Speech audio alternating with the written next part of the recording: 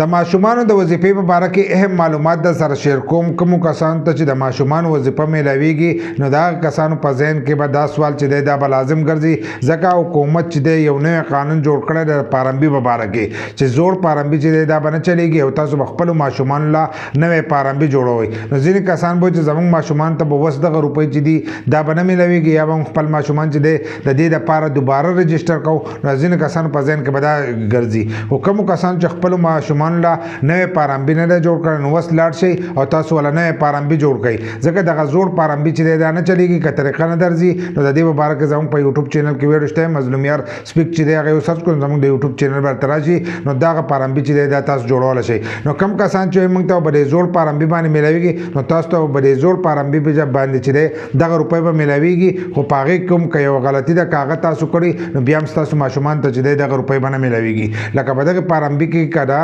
مور د شناخت کارت نمبر نه نو بیا هم ستاسو دغه ماشوم ته چې دی روپۍ به نه میلاویږي. دغه ماشوم چې دی دا په دې پروګرام کې دوباره بیا نشي رجسټر کړی. د هغې لپاره به تاسو پارمبي چې دی دا به لازم چې دی دا به اپډیټ کوئ.